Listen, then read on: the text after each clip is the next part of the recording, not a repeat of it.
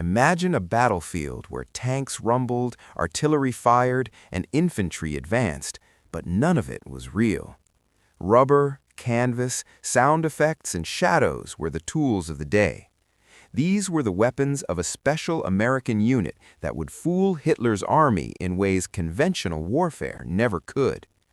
The Ghost Army, officially the 23rd Headquarters Special Troops, was a top-secret unit of artists, designers, actors, and engineers tasked with deception operations across Europe in 1944 to 1945. Their goal? Mislead German commanders about the size, position, and intentions of Allied forces. What made this unit remarkable was its composition. Soldiers were chosen not for combat experience, but for creativity, imagination, and audacity. Painters, sculptors, set designers, sound engineers, even comedians were drafted to make war an illusion. Their mission was risky.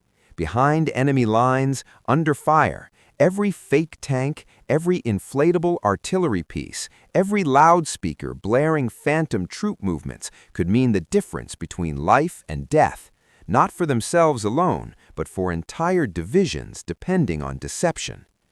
The story of the Ghost Army begins in early 1944. Allied commanders faced a persistent problem. German intelligence was extremely effective. They could detect troop movements, identify unit strengths, and react to even minor feints. Traditional military approaches alone were insufficient for the upcoming invasions. The idea was simple in theory, but revolutionary in practice. Create a unit capable of deceiving the enemy on a massive scale, making them believe the Allies had greater strength than reality. This would save thousands of lives by misdirecting German forces from true attack points. The idea was championed by military deception experts, inspired by the lessons of World War I and early World War II. But implementation required a new kind of soldier, someone who could create illusions as convincingly as they could follow orders. This unit, designated the 23rd Headquarters Special Troops, was formed with strict secrecy. Only the men assigned knew the full scope of their mission. Their success would rely not on brute force, but on ingenuity, art, and timing. What made the Ghost Army unique was its makeup. Rather than seeking traditional soldiers, recruiters sought creative minds. Painters, sculptors, designers, illustrators, and other artists were drafted or volunteered. They had to adapt their skills to wartime needs: camouflage, large-scale decoys, and sound engineering. Among the recruits were men who had worked in advertising, theater, and even animation. Their task was to make illusions believable at a distance, so German aerial reconnaissance, artillery observers, and frontline troops could be fooled. Training was rigorous but unconventional. Soldiers practiced inflating massive rubber tanks, setting up canvas mock artillery, and constructing fake airfields. Sound engineers used oversized speakers to broadcast phantom troop movements, replicating the sounds of tanks, trucks, and marching infantry. Every detail mattered because the illusion had to survive both visual and auditory scrutiny.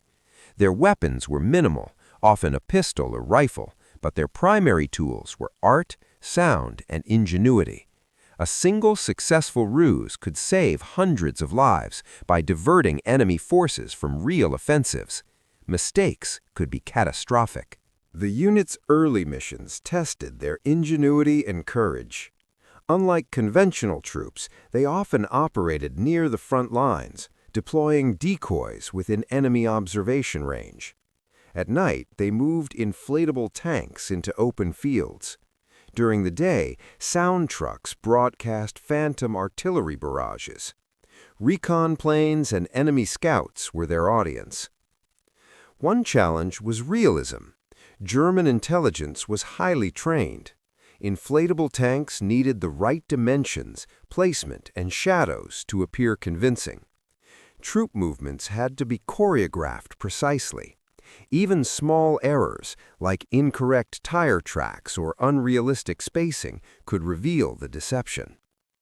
The soldiers quickly learned to adapt. They mixed camouflage techniques with dramatic theatrical flair, blending real and fake elements to trick the enemy. Paintings became camouflage nets. Canvas tents became fake headquarters. Smoke generators simulated burning equipment.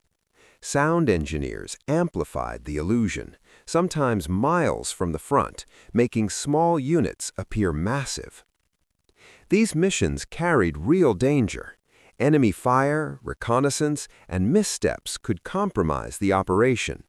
Yet the men embraced creativity under pressure, turning each deployment into both a tactical operation and a test of artistry. Even in early missions, the Ghost Army proved the value of ingenuity over brute force.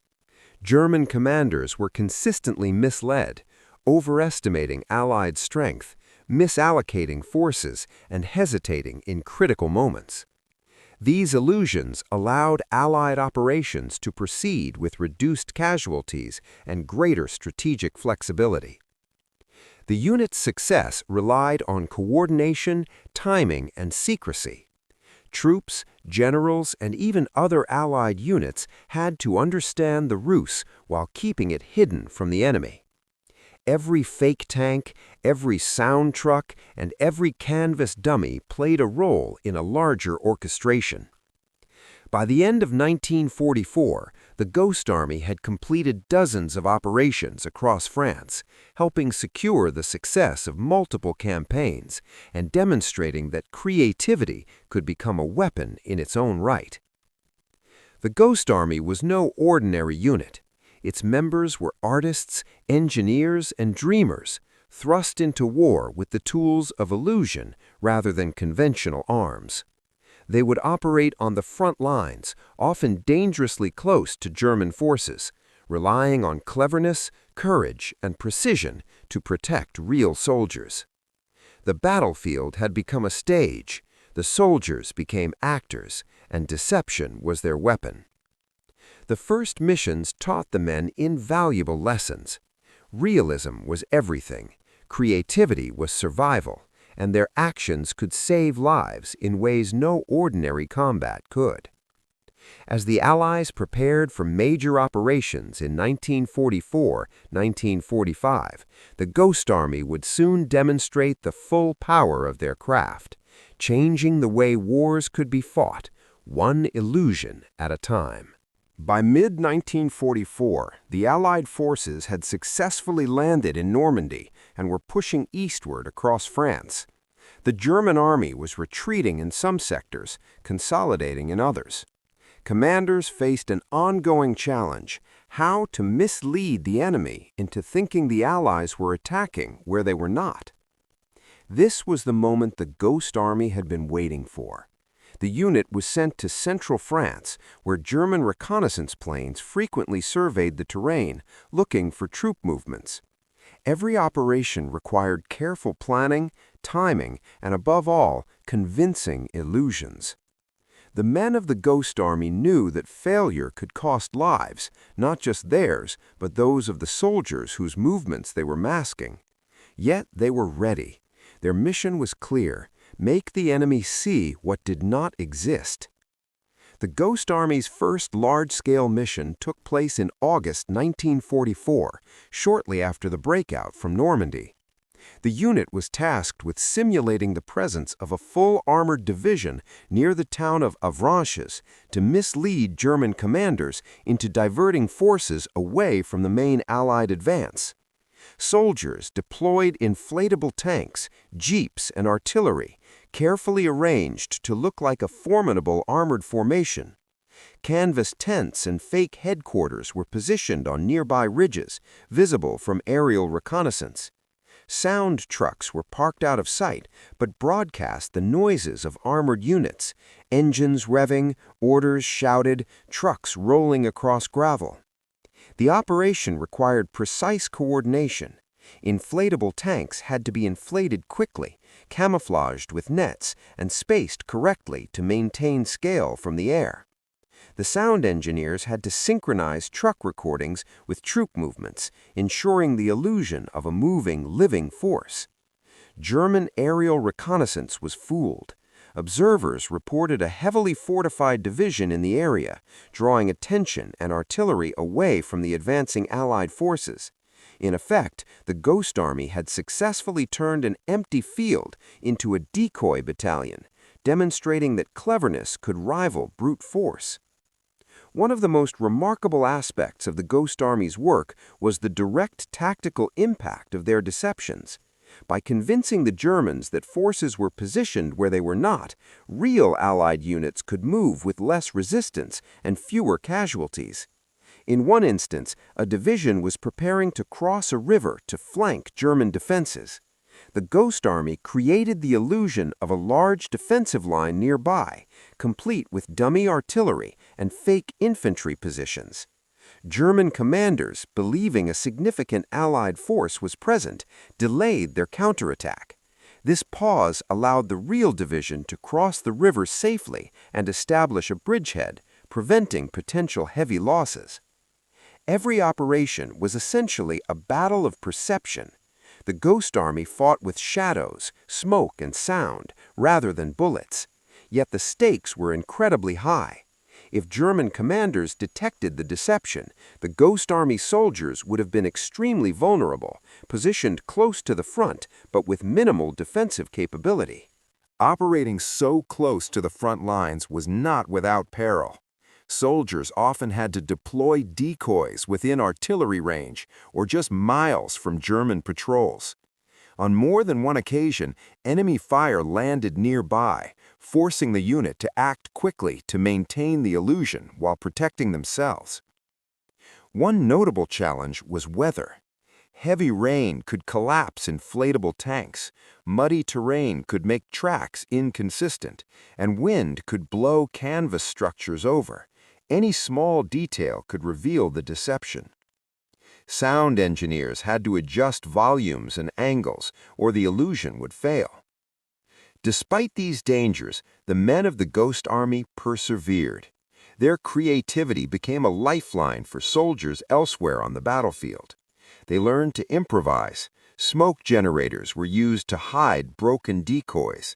Camouflage nets were repurposed, and minor mistakes were incorporated into the illusion to make it seem real. Through these operations, the Ghost Army demonstrated an unexpected truth. In war, imagination could be as deadly as artillery, and innovation could save lives on a scale that traditional combat could not. The Ghost Army's greatest power was psychological.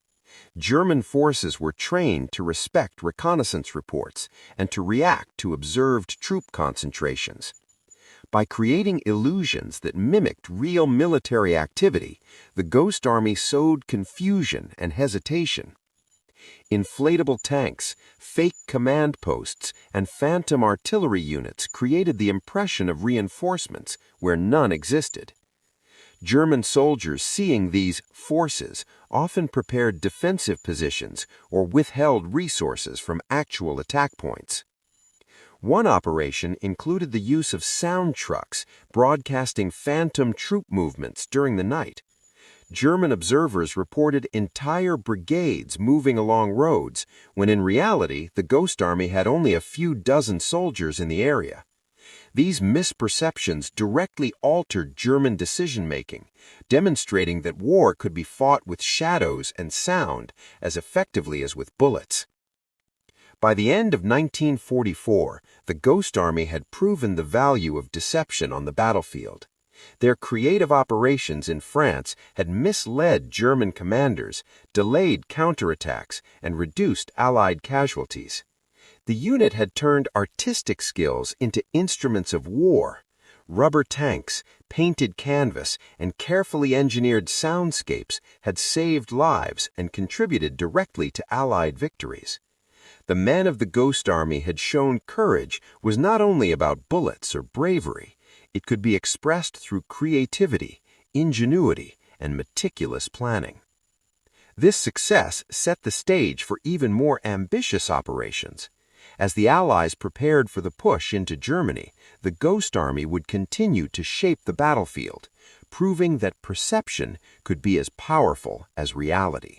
By June 1944, the Allies were preparing for Operation Overlord, the invasion of Nazi-occupied France.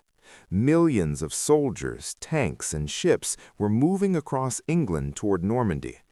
The success of the landings depended not only on brute force, but also on strategic deception, making the Germans believe the attack would occur somewhere else. This was where the Ghost Army became essential. Their mission was no longer limited to small operations. They were tasked with misdirecting entire German divisions, creating the illusion of armies that did not exist, and manipulating the enemy's perception of Allied strength.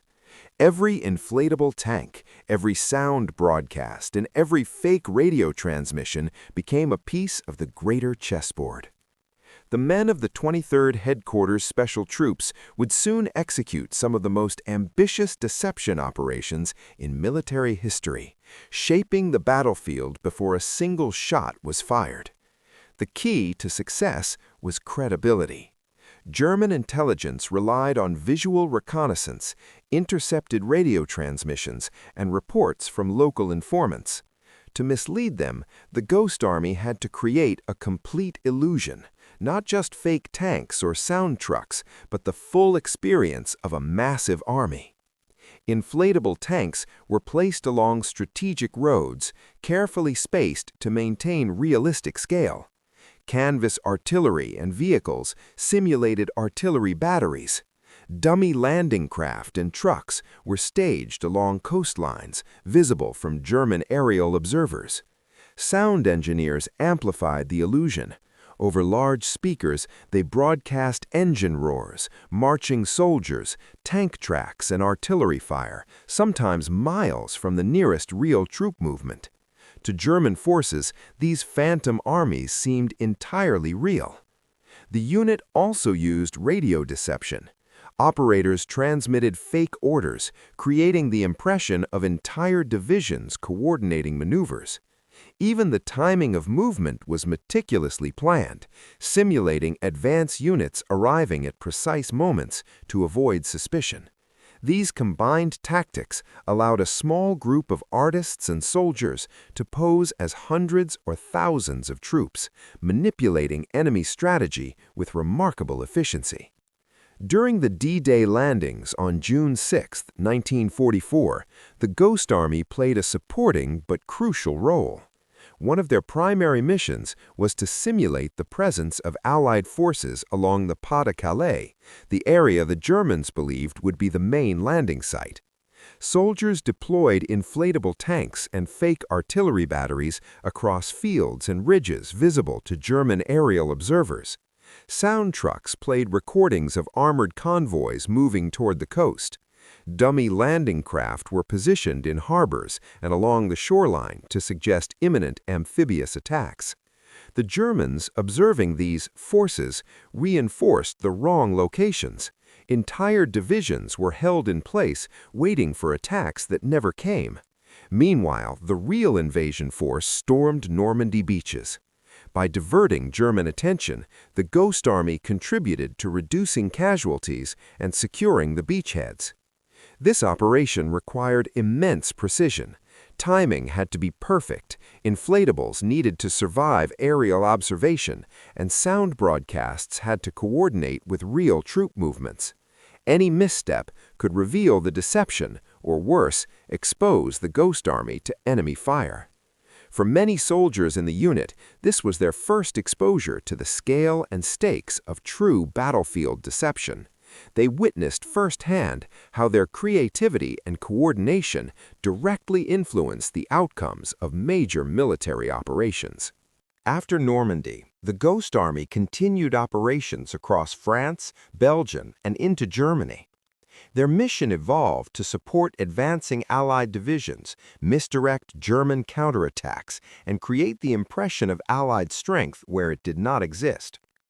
One notable operation involved simulating an entire armored division poised to attack a German-held town using inflatable vehicles, sound trucks, and smoke generators to create realistic battle conditions. German reconnaissance reported a large force in the area, diverting units away from actual Allied advances. The unit also conducted smaller tactical deceptions. Dummy command posts were erected in fields to mislead German artillery observers.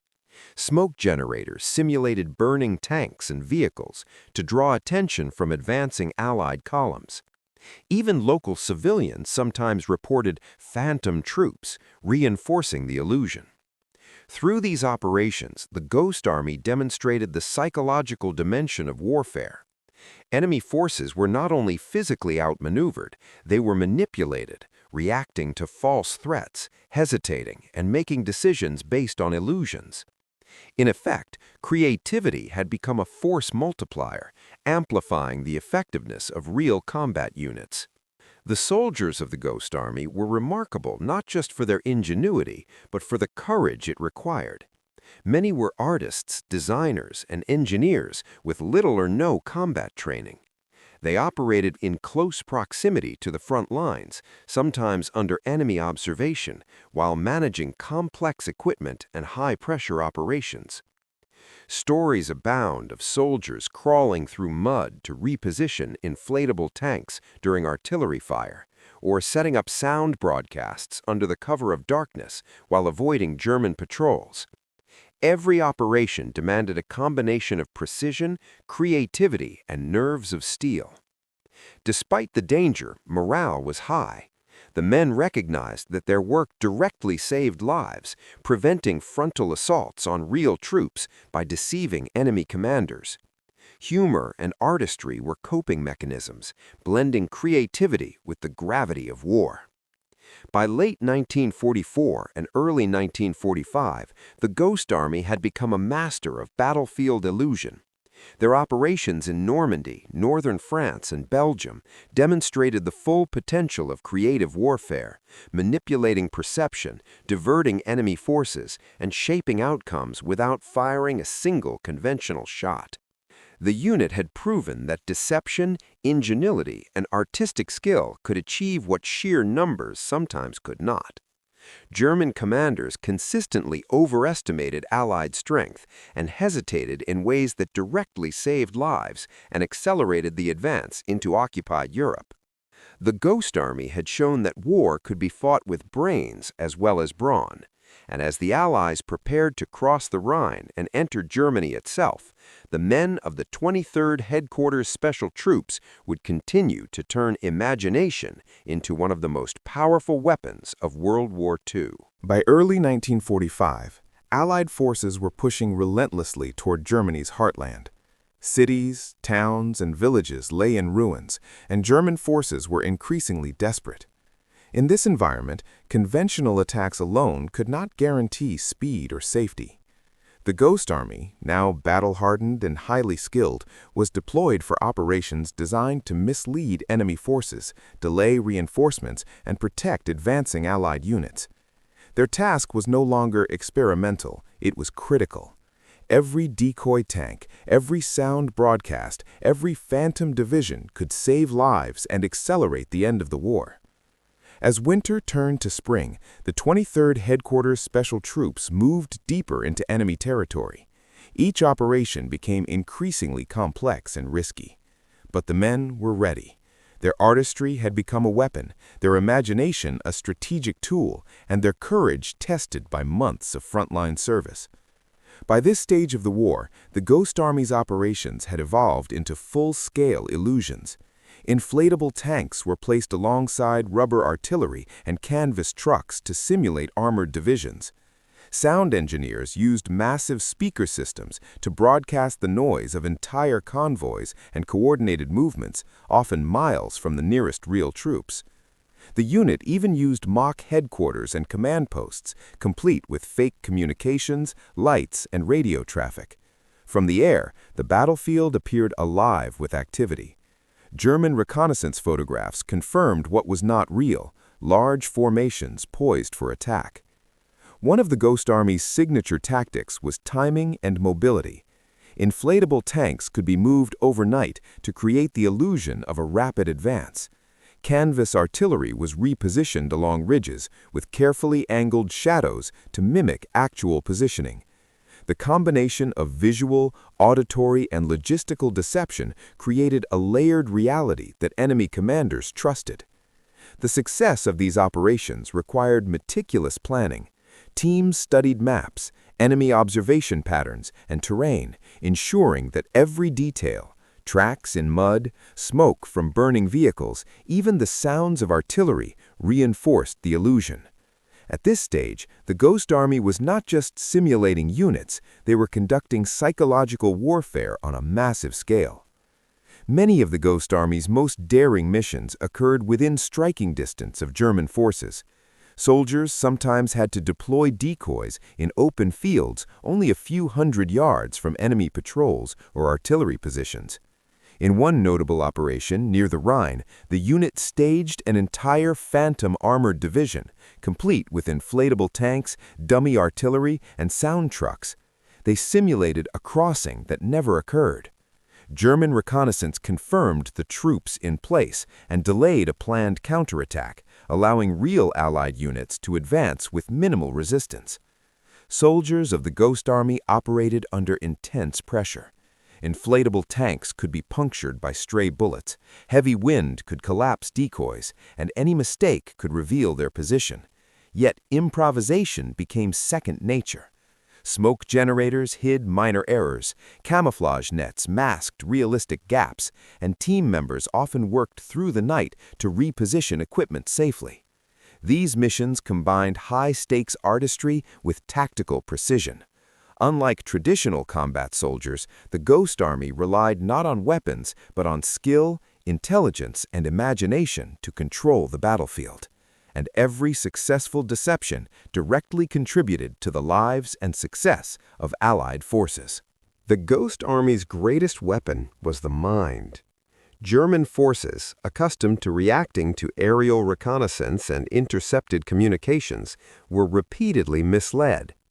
Inflatable tanks, fake artillery, and sound broadcasts suggested forces where none existed, causing confusion and hesitation among enemy commanders. In one operation, the Ghost Army simulated a massive armored offensive near a town defended by German troops. Inflatable tanks were arranged in strategic formations, canvas artillery placed along ridges, and sound engineers broadcast the roar of engines and marching troops. German commanders delayed reinforcements, fearing they faced a far larger force than reality justified.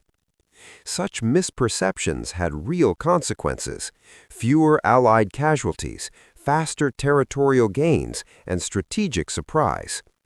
The Ghost Army proved that in war, perception could be as powerful as reality. It was a testament to the unit's creativity, courage, and meticulous planning. While the Ghost Army never fired conventional weapons in major battles, their courage was no less real. Soldiers often crawled through mud to adjust inflatable tanks under artillery fire, ran across open fields to reposition dummy vehicles, and spent long nights orchestrating sound and visual effects near the front lines. Artists who had once painted landscapes or designed theater sets were now responsible for life and death outcomes. Their ingenuity became literal survival tools for entire divisions. Letters and memoirs from unit members describe moments of fear, exhaustion, and exhilaration, proof that creativity under fire can be as demanding as combat. Despite these pressures, morale remained high. Humor, camaraderie, and pride in their unique mission helped the men endure the stresses of their high-risk operations. They understood that each fake tank, each sound truck, each carefully timed maneuver had a direct effect on the battlefield, saving lives through ingenuity rather than gunfire. By the time Germany surrendered in May 1945, the Ghost Army had completed over 20 major deception operations, creating illusions of divisions, battalions, and entire army groups. Their work had repeatedly fooled German commanders, diverted forces, and contributed directly to the success of Allied campaigns. The men of the 23rd Headquarters Special Troops had demonstrated that courage was not only about bullets or bravery, it could be expressed through artistry, ingenuity, and daring under pressure. The battlefield had become a stage, perception a weapon, and imagination a critical element of military strategy. Their daring operations remain a unique chapter in history, a testament to the power of creativity, the bravery of artists in uniform, and the extraordinary ways in which human ingenuity can shape the outcome of war. With Germany's surrender in May 1945, the guns fell silent across Europe. Cities lay in ruins, battlefields were littered with debris, and millions of soldiers began the slow process of returning home. For most veterans, the war ended in the quiet chaos of reconstruction. For the men of the Ghost Army, however, there was another kind of silence. Their work had been classified. The operations they had executed, the rubber tanks, sound trucks, inflatable artillery, were top secret. They could not speak of their exploits, even to friends and family. Despite their incredible contributions, recognition was delayed. Their wartime achievements were hidden, known only to commanders who had relied on their deceptions to save lives and secure victories. For decades, their role in shaping the European theater remained largely unknown. It wasn't until 1996, over 50 years later, that the full story of the Ghost Army began to emerge. Military archives were declassified, revealing the ingenious methods used to manipulate German forces and protect Allied troops. Historians, journalists, and surviving veterans were astonished. Photographs showed inflatable tanks, dummy artillery, and sound trucks positioned near enemy lines. Letters, maps, and reports documented over 20 major deception operations, each carefully orchestrated to create the illusion of overwhelming Allied strength. The declassification also highlighted the unit's extraordinary composition. Soldiers had included artists, engineers, designers, and performers, many of whom had no prior combat experience. Yet these civilians-turned-soldiers had contributed directly to some of the most important campaigns of the European theater, from Normandy to the Rhine. The discovery of their story offered more than historical insight. It served as a reminder that war could be fought in unexpected ways, where ingenuity, creativity, and psychological insight could have tangible, life-saving consequences. Once their story became public, the surviving members of the Ghost Army began to receive long-overdue recognition. In 2007, the National Museum of the United States Army established exhibits to honor the 23rd Headquarters Special Troops. Exhibitions displayed inflatable tanks, sound equipment, maps, photographs, and personal letters, showing the incredible ingenuity behind the operations. Many veterans were awarded medals and commendations for their work, though the unit had never sought fame. The men took pride not in public acclaim, but in the lives their deceptions had saved. Stories from commanding officers confirmed that the Ghost Army's work prevented frontal assaults, delayed German reinforcements, and provided critical strategic advantages. The recognition also extended to popular culture. Books, documentaries, and interviews brought the story of the Ghost Army to global audiences. Their operations became a study in strategic deception, inspiring military scholars and artists alike. For these men, long silenced by secrecy, the world finally learned the truth. Creativity had been their weapon, and courage had been their shield. For many Ghost Army veterans, returning to civilian life was a challenge. They had risked their lives using unconventional methods, often under the scrutiny of enemy forces, yet could not tell their families or friends about their missions. Many returned to careers in art, design, and engineering, bringing the discipline, precision, and creative problem-solving honed in wartime into peacetime professions. Yet the memories of what they had accomplished and the lives they had indirectly saved remained vivid. Interviews with surviving members reveal a profound humility. They rarely claimed heroism for themselves, instead emphasizing teamwork, ingenuity, and the shared mission. Humor, ingenuity, and camaraderie had kept them alive during dangerous operations, and those same qualities shaped their post-war lives. The Ghost Army left a lasting legacy on both military strategy and popular imagination. Their work demonstrated that psychological warfare, deception, and innovation could rival traditional firepower. Modern military units now study the Ghost Army as a case study in battlefield deception, emphasizing the use of technology, art, and strategy to mislead opponents. Inflatable decoys, sound simulations, and tactical misdirection, once experimental, have become part of the broader military doctrine. The Ghost Army also left a cultural legacy. Their story bridges war and art, demonstrating that creativity and ingenuity are as valuable as courage and discipline. Painters, designers, and engineers had saved lives and influenced the outcome of campaigns, proving that heroism comes in many forms.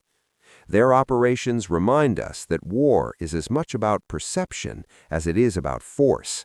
Inflated tanks, dummy artillery, and phantom divisions may seem whimsical, but in the hands of skilled soldiers, they became instruments of survival and victory. Today, the Ghost Army is celebrated not for explosions or battlefield heroics, but for brains, courage, and creativity under pressure. Their story challenges the traditional image of the soldier, showing that imagination can be as powerful as a gun.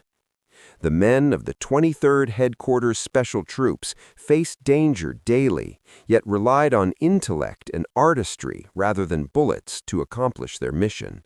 Through smoke, sound, and carefully crafted illusions, they saved lives, misled enemy commanders, and shaped the course of World War II.